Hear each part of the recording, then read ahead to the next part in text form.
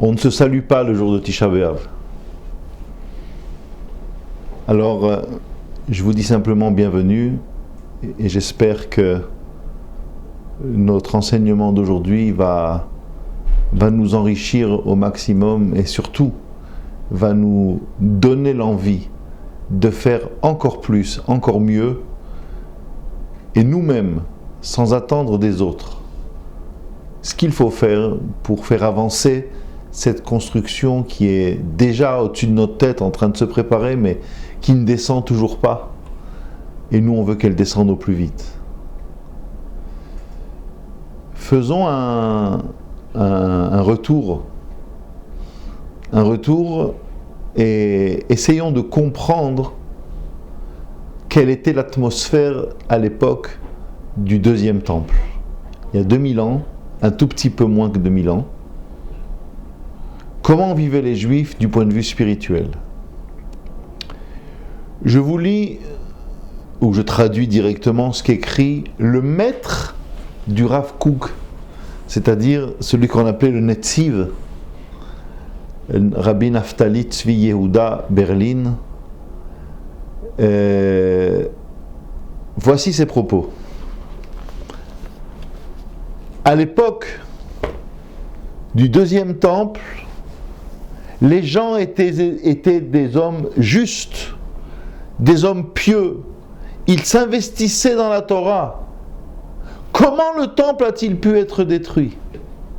Alors déjà, vous comprenez que Titus, dans l'histoire, l'ennemi Titus, il n'est pas pour grand-chose. Lui, il est comme la main de Dieu pour frapper un peuple qui, spirituellement, démérite. Il ne faut pas s'arrêter sur le mauvais objet.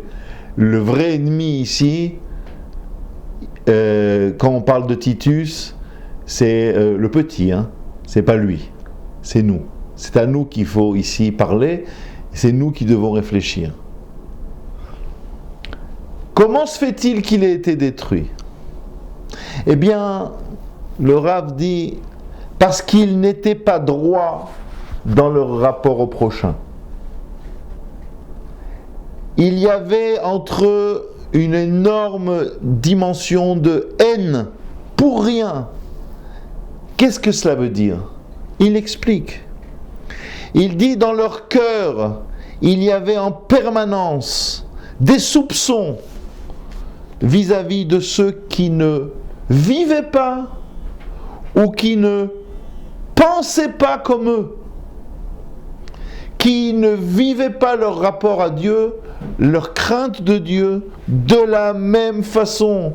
Et à partir du moment où l'un ne pensait pas comme l'autre, alors on le soupçonnait d'être un hérétique. Quelqu'un de pas fréquentable au plus haut niveau, puisqu'il s'agit ici de le soupçonner de se détourner de Dieu et d'être un risque pour les autres.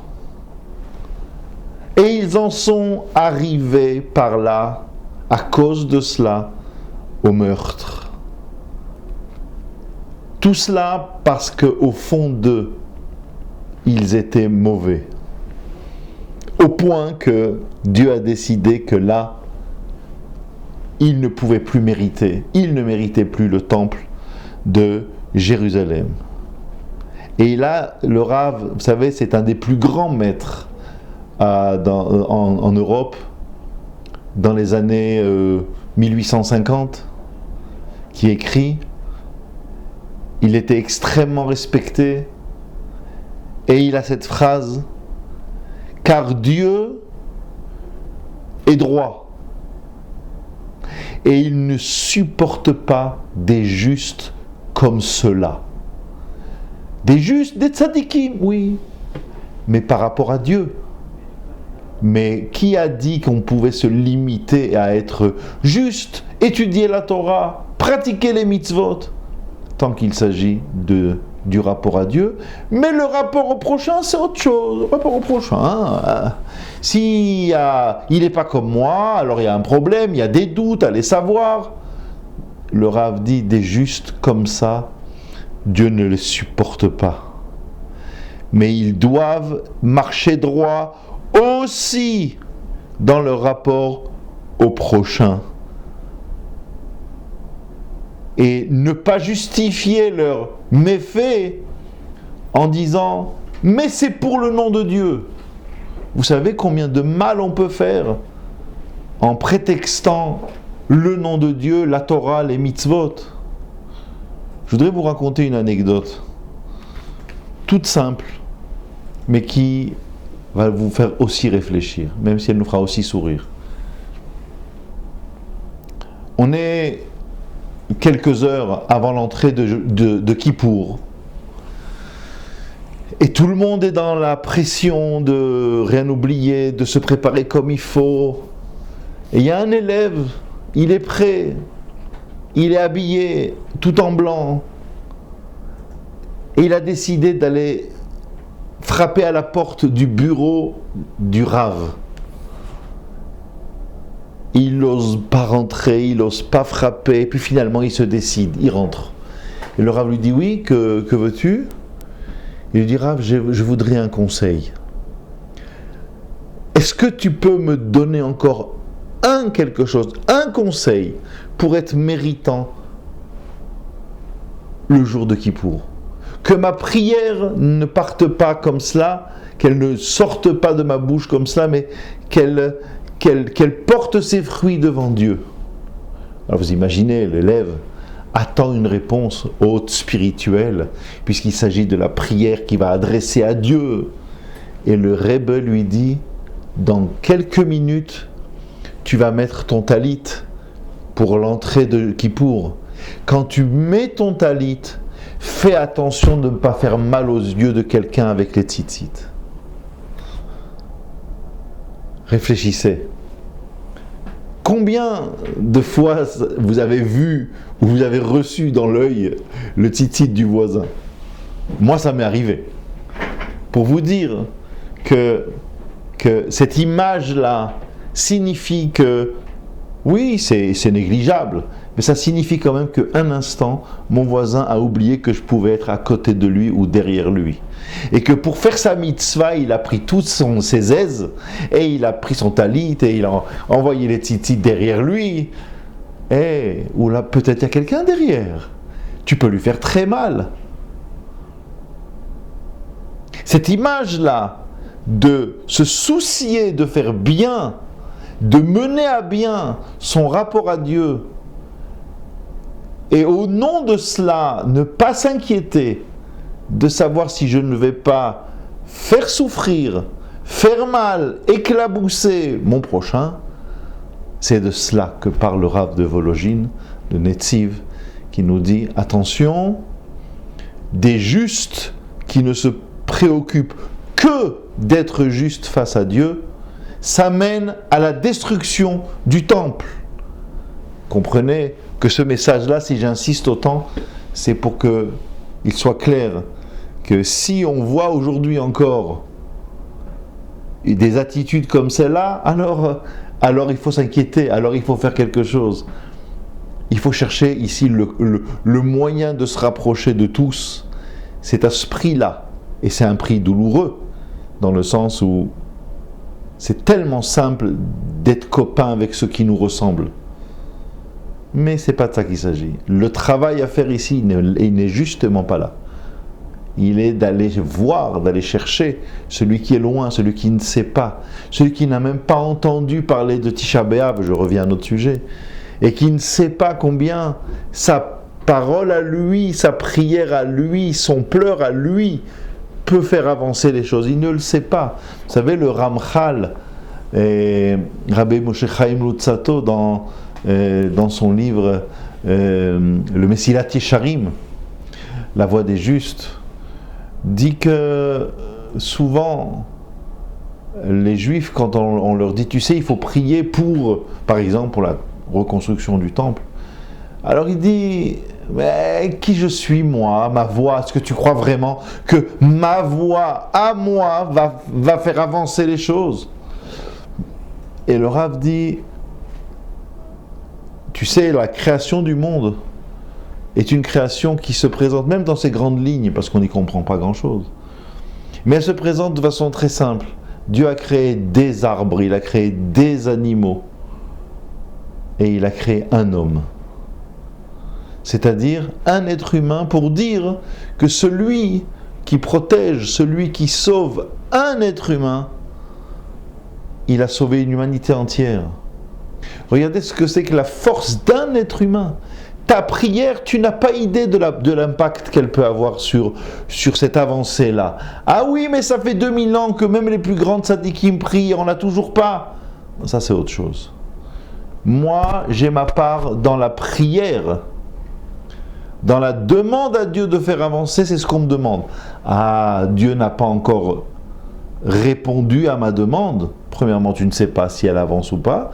Deuxièmement, c'est vrai, on ne voit pas encore. Ça, c'est autre chose. C'est comme quand on demande à nos parents quelque chose, on leur a demandé parce que ça ne vient pas comme ça, donc il faut demander. Maintenant, s'ils ne nous donnent pas tout de suite, ils ont leur raison. Peut-être qu'on peut leur faire confiance et dire papa ou maman, elle doit savoir que c'est pas pour maintenant, peut-être un peu plus tard, peut-être à un autre moment. Donc moi je dois prier, mais non, c'est pas parce que tu as prié que je vais te dire tout de suite oui. C'est autre chose. Ça. Mais moi j'ai ma part. Personne ne peut dire ouais, mais et ça fait tellement. Non, c'est pas. Il y a les petits, il y a les grands, on fait tous partie d'un même corps. Et tout le monde doit prier, tout le monde doit s'adresser à Dieu. Qu'on sache lire, qu'on ne sache pas lire.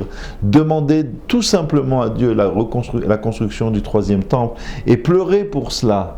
Venir assister à quelques textes, à la lecture de quelques textes des chants tristes de Tisha B'Av. Venir à la synagogue pour entendre la lecture de Echad des Lamentations.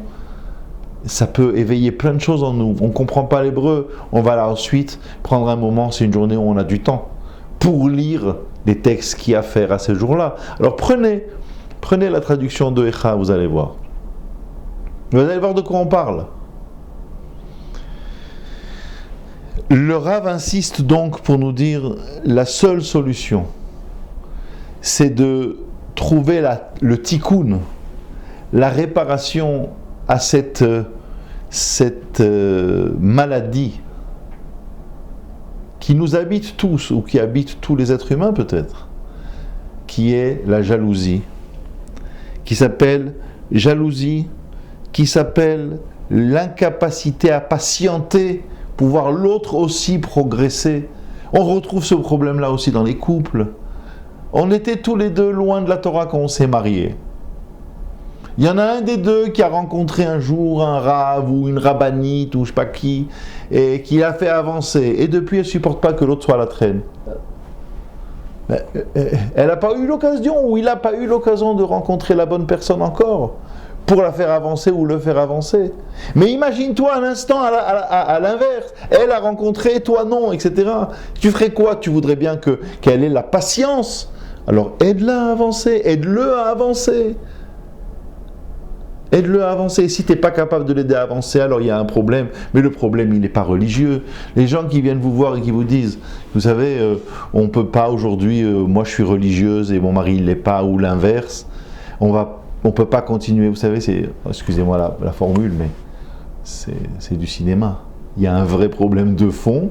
Et c'est vrai qu'il a un bel habillage. Il va s'appeler religieux, pas religieux, on ne peut pas, etc. Incompatibilité. Non. C'est pas vrai. Si on n'est pas capable de patienter, d'être dans le rapport de respect de l'autre, parce qu'il faut l'aider un peu plus, parce qu'il ne sait pas, elle ne sait pas, et qu'on perd patience, alors ça va beaucoup plus loin que ça. Ça ne peut pas être juste une question de religieux, d'engagement religieux face à quelqu'un d'autre qui n'était pas comme ça avant et qui a progressé. Ouais, elle a eu la chance, ou il a eu la chance de rencontrer celle ou celui qui l'a aidé à comprendre des choses. Donc, premièrement, on est dans une situation où il faut trouver comment arranger ce défaut-là qui nous habite tous, qui nous empêche de voir chez l'autre la bonne chose, le bon côté. Et on est en permanence dans la compétition, dans la jalousie, qui développe évidemment la haine et les pires conséquences à l'intérieur du peuple juif. Et ça, il faut bien savoir qu'aujourd'hui encore, je ne suis pas certain qu'on soit sorti de là. Je dirais même que malheureusement, ce qu'on voit autour de nous, et c'est plutôt la même chose. L'histoire se répète tristement, mais elle se répète. Soyons capables de voir ce qu'il y a de bien chez l'autre.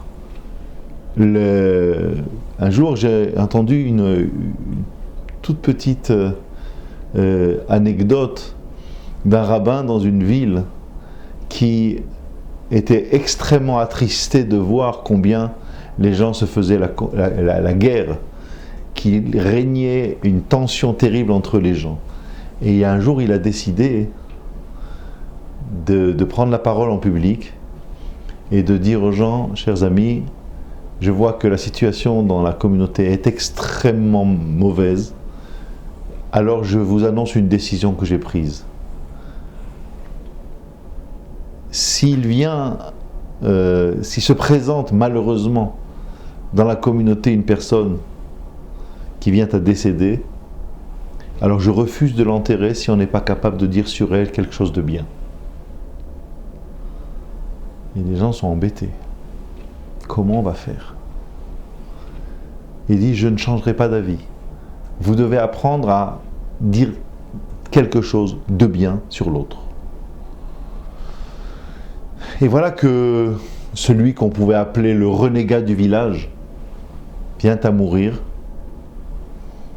Et le rabbin dit, moi je l'enterre pas. Vous devez dire du bien, même de lui. Il n'était pas que mauvais. J'attends. Tout le monde est là et personne ne bouge. Et il y a quelqu'un qui sort du lot et qui dit, j'ai une idée. On peut dire de lui qu'il y a pire que lui. Oh, très bien. Très bien, ok.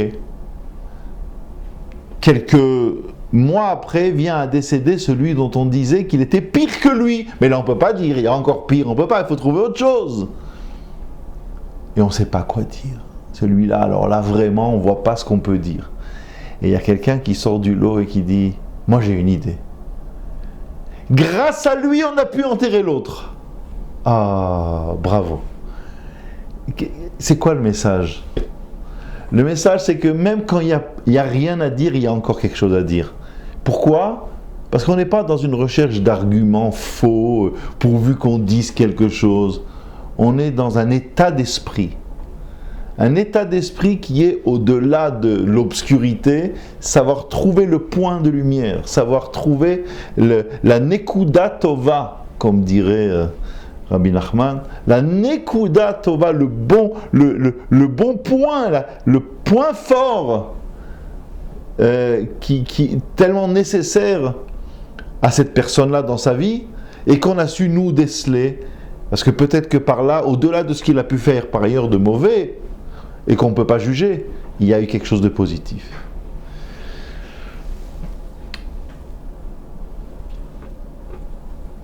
Nous nous devons de prier pour sortir de cette Géoula, pour sortir de cette galoute, cet exil. Qu'est-ce que j'appelle l'exil? C'est un monde dans lequel ne se dévoile pas la présence de Dieu. Que ce soit en dehors d'Israël, que ce soit en Israël, même si c'est à moindre échelle, mais même ici, et peut-être encore plus ici, on attend, on est sur le bon endroit, le Beth Amikdash, on sait exactement, il n'est pas loin, je vois même l'emplacement de chez moi. Oui, mais il n'est pas là. Alors, il faut savoir que nous aussi, celui qui habite aussi en Israël, et il a ce souci-là de dire, mais tout n'est pas fini ici, il y a encore du travail, bien sûr. On n'a pas résolu tout le problème quand on a résolu géographiquement. Un des grands maîtres, il y a 350 ans à peu près, qui s'appelait Rabbi Yaakov Emden, écrit que si nous n'avions en tant que peuple qu'une seule faute, celle de ne pas suffisamment nous endeuiller sur la destruction de Jérusalem, c'est-à-dire de prendre le deuil, de pleurer, de jeûner et de prier pour cela, si nous n'avions que cette faute-là, cela justifierait déjà pourquoi notre galoute est interminable. Parce qu'elle représente d'une certaine façon une kfiyut tova, c'est-à-dire une ingratitude du peuple d'Israël. Pourquoi ingratitude? Parce que tu sais, tu réalises ce que tes ancêtres avaient comme vie spirituelle. Tu veux pas, toi, ce cadeau que Dieu a fait au peuple d'Israël et qui te propose de te renouveler? Mais demande-le lui. Demande. Si tu ne le demandes pas, ça veut dire que tu n'en veux pas. Ah, mais il sait ce qu'on veut. Non, il sait rien du tout. Il a besoin que tu le dises. On retrouve encore une fois cette relation-là entre nous, dans parents-enfants, époux-épouse, et épouse-époux, dans les deux sens. Si tu dis pas, je suis pas censé savoir ce que tu veux. Si les enfants n'expriment pas, ils peuvent toujours espérer que papa et maman vont savoir ce qu'ils pensent. C'est un mauvais pari. Donc demande, dis exactement à Kadosh Baruch Hu ce que tu veux, et demande, ne fais pas comme malheureusement dit le Rav déjà il y a 350 ans. On a vraiment l'impression que notre peuple a oublié. Ah, c'est le pire. C'est pas un souvenir flou, c'est on a oublié. On a oublié. Lorsque aujourd'hui une personne vient en vacances en Israël, alors les jours de soleil sont comptés. Je suis venu pour 10 jours à Tel Aviv ou ailleurs, à la mer. Et chaque jour compte. Parce qu'il faut que je me mette au soleil, j'ai besoin. Très bien, on a besoin de soleil. Bon, il y a plusieurs endroits où on peut aller qui sont très bien, mais on a besoin de soleil, ok. Et comment je fais, monsieur le rabbin, le jour de Tisha B'Av? C'est dangereux d'être au soleil. C'est dangereux. Ben, pourquoi c'est dangereux? Ben, parce qu'il faut boire. Ben oui, mais c'est le jour de Tisha B'Av. Il faut choisir. Peut-être que ce jour-là, tu fais une pause. Ah ben non. C'est-à-dire, regardez, on parle du moment le plus triste de l'année, avec un deuil national. Le peuple juif est en deuil. Et on a des gens qui viennent dire « Ah oui, mais un jour de jeûne, mais vous comprenez, c'est pas bon. Bon, pas manger, d'accord, mais pas boire. » Ben oui, mais il faut rester dans un endroit où il y a un masgan, il y a une bonne ventilation, c'est agréable, on étudie, on parle de cela. Et c'est un jour de recueillement, oui, c'est pas un jour où on va au soleil. Et quand on met l'un et l'autre sur le même plan, on peut vraiment parler d'oubli. C'est-à-dire qu'on est très très loin en arrière. Alors vous allez me dire, oui, mais c'est comme quand on me parle, ou quand on ne me parle pas, de parents qui sont très proches peut-être pour certains, mais moi je ne les ai pas connus. Vous voulez quoi? J'ai des émotions vis-à-vis de ces personnes-là. Mon arrière-grand-père qui était un grand rabbin à Casablanca. Alors quoi? À part dire, j'ai rien d'autre. Alors parler de la destruction du temps, mais je connais rien. Oui, mais t'as pas envie d'aller regarder les photos. T'as pas envie de connaître plus. C'est ta famille quand même. T'as pas envie de faire ça? En général, on aime bien ça, il faut voir quel âge, mais on aime bien revoir les photos ou découvrir notre famille, nos ancêtres par des photos. Moi, quand on m'a montré une photo de ma famille en 1910 ou en 1920, une photo de famille dont je ne connaissais personne. Et on m'a dit, celui-là, c'est celui, c'est elle, celui-là, c'est quelque chose qui m'a touché, qui m'a intéressé. Je l'ai gardé, cette photo. Donc, si on te parle de ce moment-là, de ce vécu-là, et comment on en parle? Bon, on en parle par l'étude, parce qu'on sait, parce qu'on a appris. Et là, on sent qu'on rentre dans un autre monde, qui s'appelle le monde de la spiritualité, c'est-à-dire un terme tellement éloigné de nous. Oui, mais viens, on s'en rapproche un peu, viens, on fait quelque chose. pour essayer d'approcher cette dimension particulière de nous, ignorée, qui s'appelle la spiritualité. Viens, on essaye de s'approcher de ça, de comprendre un peu mieux ça. Si on ne le fait pas, alors un individu, deux individus, c'est une chose. Quand c'est un peuple, alors on peut toujours dire quand ça va pas et quand on a des problèmes, que Dieu fasse que bientôt le Mashiach, et c'est pas sérieux, quoi. C'est pas sérieux parce que de toute façon on ne sait pas de quoi on parle, et deuxièmement parce que au fond on ne veut pas vraiment. Le point intéressant de cette année, c'est le fait que le jour de Tisha B'Av, c'est Shabbat. C'est Shabbat, c'est-à-dire que Shabbat qui, hier, c'était le 9 Av. C'était le 9 Av. Et on a bien mangé, et on a fait un bon Shabbat, et on a chanté. Alors, c'est Shabbat, et en même temps c'est le 9 Av. Comment on vit cela?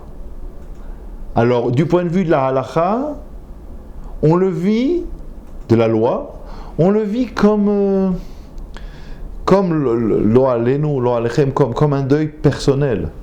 C'est-à-dire, en avelut beshabbat. Il n'y a pas de signe extérieur de deuil le jour de Shabbat, il n'y a pas. Donc, quand toute la semaine de deuil, on est assis par terre, le Shabbat, on est assis comme tout le monde. Quand toute la semaine, on est habillé avec,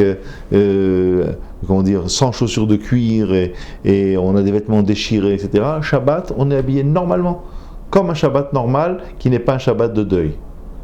Eh bien, par rapport au Beth Amikdash, c'est la même chose. C'est la même chose. Il n'y a aucun signe, aucun. Seuda Shlishit, on est 1 heure avant l'entrée du jeûne. On mange, et on mange bien, une vraie Seuda Shlishit comme d'habitude. D'ailleurs, la formule est utilisée, j'aimerais bien conclure par là tout à l'heure. La formule qui dit qu'on fait une Seuda Shlishit comme la Seuda du roi Salomon en son temps. Qu'est-ce que ça veut dire? Tu ne peux pas me dire une bonne Seuda Shlishit comme d'habitude, il faut me préciser comme la Seuda du roi Salomon. Pourquoi préciser Shlomo HaMelech? Peut-être qu'on en dira un mot tout à l'heure. Je voudrais vous parler d'un autre aspect, pas seulement celui de la loi, mais celui, finalement, plus de ce qui va justifier cette loi, c'est-à-dire le fond de la chose, du point de vue de la réflexion. Qu'est-ce que nous enseigne un jour de Tisha B'Av qui tombe Shabbat?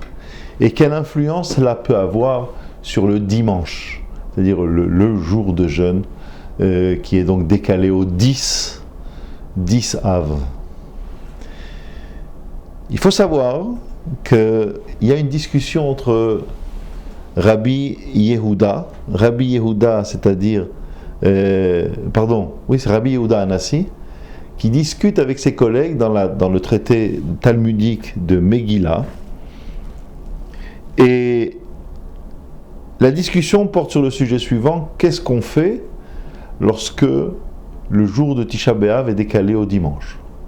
Vous voyez qu'on est dedans. Et Rabbi Yehuda dit: pour moi, à partir du moment où le jour de Tisha B'Av est décalé, il n'y a plus de jeûne de Tisha B'Av. On ne jeûne pas, c'est terminé. Le jour de jeûne, c'était un Shabbat. C'est une année où il n'y aura pas de jeûne. Et vous croyez qu'il n'y a besoin que du jeûne pour marquer la souffrance, le deuil, la peine, etc. Il n'y a pas. Il est décalé. On n'en parle plus. Ses collègues disent pas du tout. On va jeûner dimanche, mais il y aura des changements malgré tout. Il y aura des changements. Les changements, entre autres, c'est le fait que ce qu'on appelle des hakalot, c'est-à-dire des allègements d'une certaine façon dans certains domaines de la loi. Mais on jeûne dimanche, même si c'est le lendemain du jour du jeûne officiel. Discussion. La vraie question, c'est qu'on s'attendait à l'opinion des Chachamim. celle qui dit qu'on jeûne, et maintenant il faut voir. Il faut voir certains allègements. Mais Rabbi qui dit carrément on ne jeûne pas, son avis n'a pas été retenu, mais il est intéressant en soi, il faut comprendre cet avis-là. Comment tu peux dire une chose pareille, toi, Rabbi? Alors, premièrement, il faut savoir qu'en hébreu, la formule est la suivante. Bikesh Rabbi la'akor Tisha B'Av shechal beshabbat. Rabbi a voulu la'akor. Le sens qu'on donne à ce mot en général, la'akor, ça veut dire déraciner. C'est comme ça qu'on dit quand on enlève une dent. D'accord? Quand on se fait enlever une dent de sagesse, on parle de akira. Et puis dans la halakha, on utilise ce terme aussi, ça veut dire déraciner, enlever la racine. La'akor. Donc, Tisha B'Av qui tombe Shabbat, terminé, on ne jeûne plus. Les Chachamim n'ont pas été d'accord avec lui. Maintenant, le mot la'akor, il veut dire autre chose. Et c'est là qu'en réalité se trouve là, le point intéressant de Rabbi. Le mot la'akor dit le netivot shalom, l'admour de Slonim. Il dit ça vient du mot ikar aussi. Ikar, ça veut dire l'essentiel. Il a voulu faire de Tisha B'Av un jour essentiel. Alors on comprend encore moins. Et il dirait ainsi, Tisha B'Av qui tombe Shabbat, c'est finalement un jour qui porte en lui un message plus fort que toutes les fêtes et que tous les moments importants du judaïsme de toute l'année. Ah oui, et quoi? Et là je cite ces mots que je traduis directement. Car un jour de Tisha B'Av, où Israël, où le peuple juif est au maximum de sa peine, de sa douleur, de sa souffrance, ce jour-là, ce peuple est capable d'être fort et de vivre pleinement son Shabbat et ne pas laisser transparaître cette peine-là.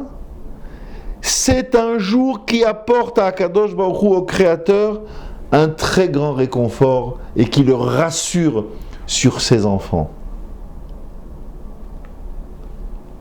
Rien n'est plus important dans le calendrier, aucune fête ne porte un tel message, c'est-à-dire être au maximum de la tristesse. Ça fait 3 semaines que la tristesse va en augmentant, les fameuses 3 semaines qui commencent avec le jeûne de 17 Tammuz.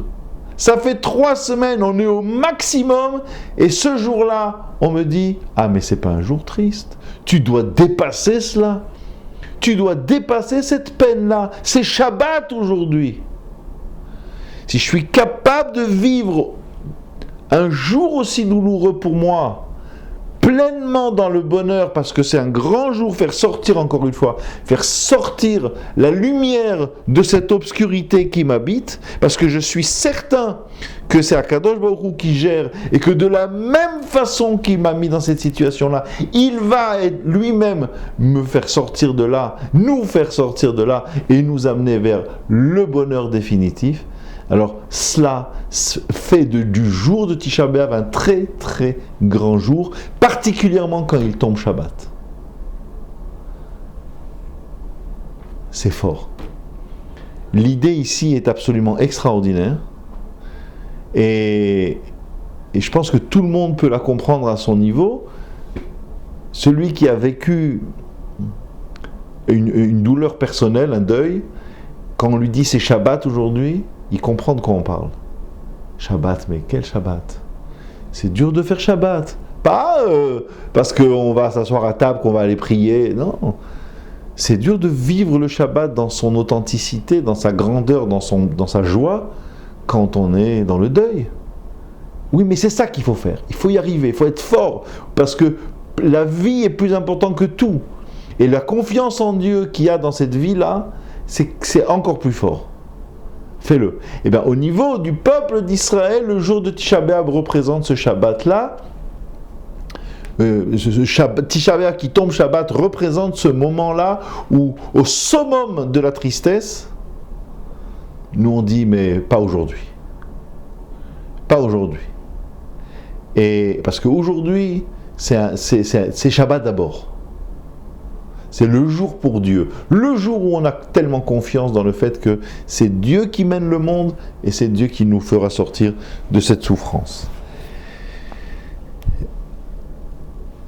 Le Rav Wolbe, dans son livre Aléchour, insiste beaucoup sur le fait que dans la Hamida, il y a des brachot intermédiaires entre les 3 premières et les 3 dernières, il y a des brachot et que selon les moments de l'année, il faut insister sur certaines plus que sur d'autres.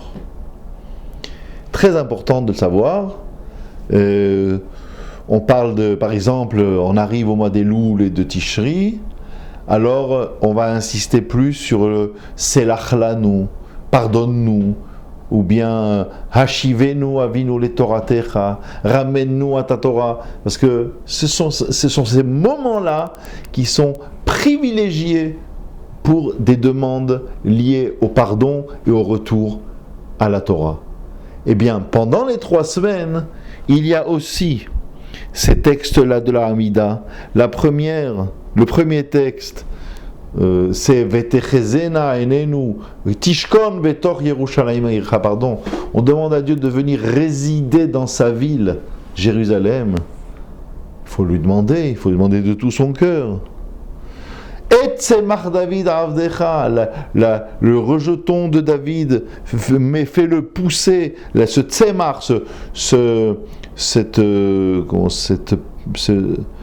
cette pousse-là, fais-la grandir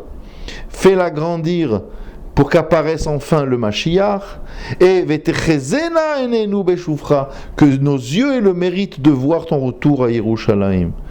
Tout cela fait partie d'une construction particulière où en réalité on s'adresse à Dieu pour lui dire stop, on en a assez de ce Chilul Hashem, de cette profanation de ton nom qui existe tant que tu ne seras pas revenu sur Atzion et que tu n'auras pas amené la reconstruction. J'ai parlé de Chilul Hashem, je voudrais vous dire un mot sur cela. Chilul Hashem signifie profanation du nom de Dieu. Les maîtres expliquent ainsi, par exemple, le Nefesh HaChaim, Rabbi Chaim Volojin dira, quand on prie, la kavana essentielle, l'intention essentielle de la Hamida, c'est de prier pour que cesse le Chilul Hashem qui existe dans le monde. Encore une fois, cette formule, qu'est-ce qu'elle veut dire? Elle veut dire que depuis la destruction du 2e temple, le peuple d'Israël est en exil. Et l'exil, d'un point de vue théologique, perçu par les non-juifs, ça signifie Dieu nous a abandonnés. Ce peuple-là, le peuple de Dieu, qui est ballotté d'un pays à l'autre, qui doit payer des sommes folles pour pouvoir habiter dans un coin perdu de la France, tout au long du Moyen-Âge, et qui ne savaient absolument pas ce qui allait lui arriver d'un moment à l'autre, même s'ils avaient payé comme ils devaient payer.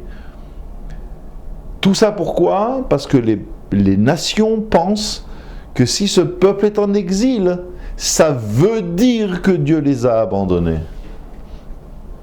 Et si Dieu les a abandonnés, alors on peut leur faire ce qu'on veut. Alors on peut les embêter, on peut les frapper. Ce qu'on ne pouvait pas faire quand il y avait le temple. Ce qu'on ne pouvait pas faire, ce peuple, on sentait qu'il était protégé. Personne n'osait approcher ce peuple. Même quand le temple de Jérusalem a été détruit, le 2e temple est détruit, Titus veut récupérer les objets du temple. Vous croyez qu'il rentre, lui, dans les ruines du temple de Jérusalem? Mais il n'ose pas s'approcher lui-même. Vous entendez cet empereur cruel, s'il en est? Ah là, il a peur. Il a peur, vous entendez? Qu'est-ce qu'il va faire? Il faut aller chercher un juif. faut aller chercher un juif qui va rentrer parce que c'est plus facile. Lui, il a peur. Oui, mais depuis, ils n'ont plus peur. Depuis, les choses ont bien changé. Ce peuple-là, il n'a pas retrouvé sa terre, il n'y est pas revenu ou il ne désirait pas y revenir. Et le résultat est le même. Le résultat, c'est que c'est perçu par les non-juifs, et je ne veux pas aller plus loin, parce que malheureusement, ça a un impact énorme sur la façon dont les chrétiens et les musulmans nous ont vus et nous voient. Enfin, les choses ont changé depuis presque depuis 25 ans. Mais cet exil-là, il est perçu par les peuples comme la disparition, en quelque sorte, de Dieu dans la photo, dans laquelle on l'imagine toujours proche de son peuple. Il n'est plus là. S'il n'est plus là, c'est bien, on peut frapper le peuple. Donc c'est un grand Chilul Hashem, un énorme Chilul Hashem, et on prie pour que cela soit complètement réparé. Maintenant, pour aller encore un peu plus au fond, le deuil, en réalité, il représente deux parties.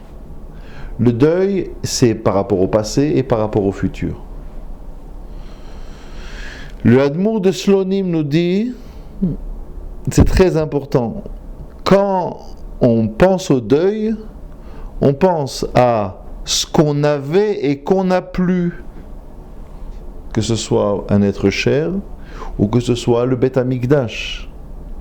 On avait un Beth Amikdash extraordinaire avec la présence divine et on l'a perdu.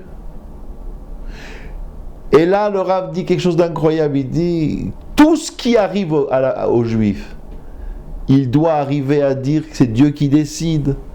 Et que même si c'est douloureux, Dieu sait pourquoi, il sortira du bien de cela. Le seul sujet sur lequel on n'a pas le droit d'accepter, même si c'est Dieu qui l'a fait, c'est la destruction du temple. On n'a pas le droit d'accepter cette décision de Dieu. Au contraire, on doit absolument continuer de demander, jusqu'à ce qu'on l'obtienne.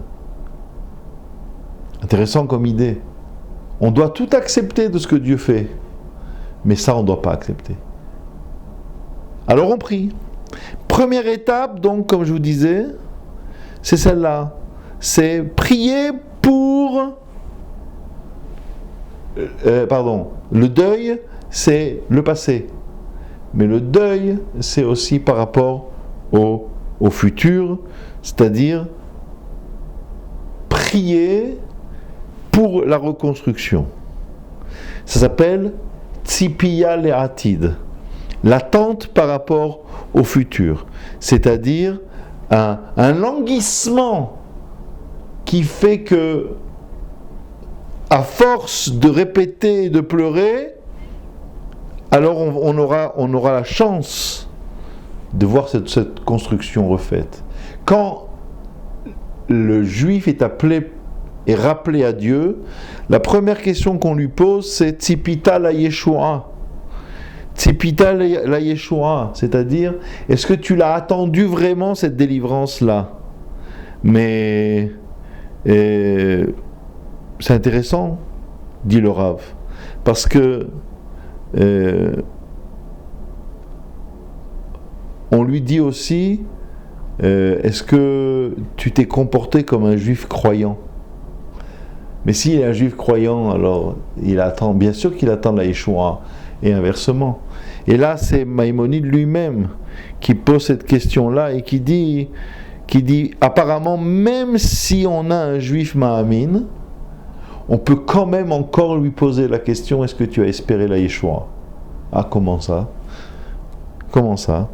Eh bien, parce que l'attente de la délivrance fait descendre en quelque sorte d'en haut cette Yeshua-là, et qui, elle, va amener à la construction du Beth Hamikdash. C'est-à-dire que que la Emouna reste quelque chose de très, très vague, très large, mais ensuite il y a besoin d'une attente, mais une attente d'un languissement tel qu'on va arriver à faire descendre quelque chose d'en haut, et à partir duquel on va construire. Dieu va construire.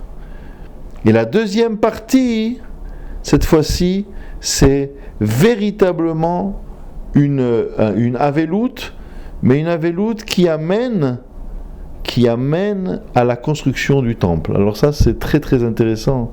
Il dit que qu'il y a dans le deuil quelque chose qui est de l'ordre de la construction. Ça vaut la peine d'y réfléchir. Et dans le deuil, on va être encore plus concret, dans les pleurs, il y a quelque chose de l'ordre de la construction. Qu'est-ce que ça veut dire? Ça veut dire que, premièrement, les textes sont connus, le troisième Beth Amikdash sera reconstruit sur les larmes du peuple juif. Donc vous voyez bien que on est exactement dans ce sujet-là. Celui qui s'endeuille sur Jérusalem voit, d'accord, voit la joie. Comment ça? Eh bien, il dit, ça veut dire que la Havelout, le deuil, est un deuil, mais qui fait partie du monde de la construction. Il y a un deuil qui est juste le rappel du passé qui est douloureux, mais avec ça on ne construit rien. Mais il faut le ressentir. Et puis il y a la deuxième partie qui est que les larmes font partie d'un monde autre que celui de la peine et de la douleur. Ce sont des larmes qui amènent à la construction, qui sont du monde de la construction. Et ce sont ces larmes-là qui donnent le mérite de voir la construction. La Havelout, elle construit à ce moment-là. C'est la Havelout elle-même, c'est le deuil lui-même qui construit le Beth Amikdash. Et c'est ainsi d'ailleurs que l'on dit que c'est le jour de Tisha B'Av que le Mashiach doit naître. C'est-à-dire que tout ce qu'on fait le jour de Tisha B'Av qui est lié au monde du deuil, eh bien en réalité fait aussi partie de ce qui amène dans ce monde-ci le quelque chose de la Géoula, de la délivrance, et qui fera naître la lumière du Mashiach. Si on comprend bien ces deux parties qui composent la Havelout, en général, et qu'en général ça veut dire le jour de Tisha B'Av, c'est-à-dire on pleure le passé, 2, on pleure aussi, mais parce qu'on se languit de revoir un jour cette possibilité-là, cette construction-là. Si on comprend cela, alors venez, on va essayer maintenant d'analyser qu'est-ce qui se passe le Shabbat. Puisqu'on parle maintenant d'un jour de Tisha B'Av qui tombe Shabbat. Et surtout, n'oubliez pas la question de départ, Rabbi a voulu faire de ce jour-là un jour essentiel dans la vie juive, parce que ce peuple-là, il est capable de se réjouir le jour de Shabbat comme s'il n'était pas en deuil. Et c'est ça même qui amène à quelque part à la Géoula, à la délivrance. Essayons de comprendre cela maintenant à la lumière de ce que nous venons de dire. Quand Tisha B'Av tombe Shabbat, alors qu'est-ce qui se passe? On dit on mange, on fait la fête, et c'est interdit de s'endeuiller. Car le juif doit être heureux de ce que Dieu fait pour lui et pour le peuple. Et donc finalement, le Shabbat, il n'y a qu'une seule partie du deuil qui s'exprime. C'est laquelle? C'est celle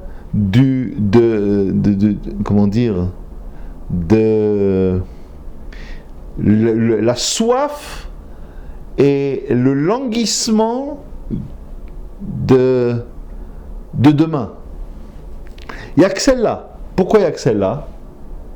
Parce que la première partie est interdite. On ne peut pas s'endeuiller le jour de Shabbat sur le passé. Donc c'est un deuil, mais un deuil qui, entre guillemets, n'est pas triste. C'est-à-dire un deuil que l'on a le droit d'exprimer le jour de Shabbat. Tzama nafshi Elokim, mon être le plus profond est assoiffé de ce rapprochement avec Dieu. Alors oui, ça on peut. Et c'est ça le sens de Rabbi qui voulait la accord déraciner, comme on l'a dit tout à l'heure, c'est-à-dire faire de ce jour-là Ikar, un jour essentiel dans le calendrier, comme on l'a expliqué. Parce que le Ikar, dans le jour de Tisha B'Av, c'est pas tellement le passé, c'est le futur. C'est le futur, c'est la partie où je suis assoiffé, désireux au plus haut niveau de la construction, et ça c'est le Shabbat. Ça c'est le vécu plein du Shabbat.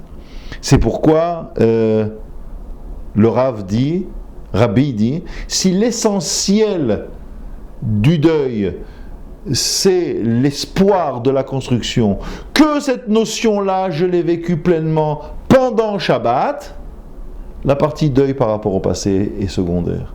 Donc j'ai déjà vécu une des deux parties et la partie essentielle pendant Shabbat, il n'y a plus besoin de jeûner le jour de Tisha B'Av qui tombe, donc le lendemain, il n'y a plus besoin de jeûner. Oui, il n'y a pas le deuil sur le passé, il manque une partie le jour de Shabbat. Oui, mais d'accord. Mais ce qui s'est passé le jour de Shabbat est tellement grand, et cette deuxième partie du deuil est tellement importante que c'est pas le jeûne et c'est pas les pleurs du passé par rapport au passé qui vont ajouter quelque chose. Donc Rabbi dit, il n'y a pas. On a vécu l'essentiel. Comprenez qu'il faut vivre l'essentiel. Rabbi, quand il dit ça, il dit, on parle d'études, on parle de réflexion, on parle de gens qui sont pleinement dans cette vie-là, et qui dans cette soif-là de construction. Celui qui est là, il n'a pas besoin de jeûner le lendemain. Ses collègues disent, non, on ne te suit pas. Toi tu dis, en réalité le deuil est en deux parties, il y a une partie qu'on vit le jour de Shabbat de toute façon, et c'est la partie essentielle, donc l'autre est secondaire. Nous on te dit que la partie de pleurs du passé, elle n'est pas du tout secondaire. Elle est essentielle, parce que c'est par les pleurs du passé, liés au passé, qu'on construit l'avenir. C'est pas, les deux parties ne sont pas deux parties déconnectées. Cette soif du futur rayonnant du peuple, elle s'installe, elle se construit sur les pleurs par rapport au passé. Si tu n'as pas une connaissance pleine et entière de ce qui te manque, et que tu regrettes tellement, alors la ishtok-écoute, les gars goïm, le languissement, le désir fort de retrouver cela ne sera pas au plus haut de ce que tu pourrais faire. Et donc, tu as besoin du passé aussi. Tu as besoin de pleurer le passé pour pouvoir sentir vraiment ce qui manque et pleurer et demander encore plus fortement par rapport au futur. Et là, vous vous rendez compte à quel point cette discussion-là, elle est forte, elle est intéressante. Et pourquoi on jeûne dimanche? On jeûne aujourd'hui. Pourquoi? Parce que c'est un jeûne qui, en réalité, a besoin de ces deux parties, mais unies, l'une et l'autre, et que quand on a vécu pleinement celle de Shabbat par rapport au futur, on n'a pas annulé la première qui était celle de savoir, de connaître, de comprendre, et qui fait que justement on pleure, et que ces pleurs-là vont pouvoir nous faire sentir plus fortement combien on doit désirer le futur. En d'autres termes, on doit étudier, on doit comprendre ce qu'on a perdu pour pouvoir encore plus dire à Dieu, mais quand on veut retrouver cela, on veut retrouver notre spiritualité. Et je vais conclure en disant que tout à l'heure j'ai cité cet enseignement marqué même dans le Shulchan Aruch, qui dit qu'on doit faire une Seuda Shlishit quand Tisha B'Av tombe Shabbat, alors on est à quelques heures de l'entrée, alors on est à 1 heure de l'entrée du jeûne de Tisha B'Av, et on fait une Seuda Shlishit extraordinaire avec tout ce qu'il faut, même de la viande, alors qu'on ne mange pas de viande depuis 10 jours. Le Shabbat, le jour de Tisha B'Av, dans 1 heure on va jeûner, on mange de la viande. Et on dit comme la Seuda de Shlomo HaMelech en son temps. Pourquoi ? Parce que le roi Salomon a célébré, a marqué l'inauguration du Beth Amikdash en faisant une énorme Seuda comme cela. C'est-à-dire, quand nous, à la Seuda Shlishit, on va bien manger, qu'est-ce qu'on va faire en réalité ? On va se projeter et on va être dans une situation où on a une belle Seuda, mais cette Seuda-là, elle est connotée très très fortement. C'est une Seuda dans laquelle on doit s'imaginer, comme le roi Salomon, que le Beth Amikdash est déjà là. Et c'est pour ça que cette référence est précisée ici, pour dire, c'est comme si le roi Salomon, il avait le Beth Amikdash et il l'a inauguré. Toi, tu as la Seuda, et maintenant, demande à Dieu fortement, et cette Seuda Shlishit-là, c'est une Seuda Shlishit où on étudie, où on chante la construction du Beth Amikdash, et parce qu'on est certain qu'on y est, que c'est maintenant, et qu'il n'y a plus qu'à insister encore un petit peu, prier encore un petit peu, et pleurer encore une fois cette perte-là, pour mériter de retrouver le Beth Amikdash au plus tôt. Amen.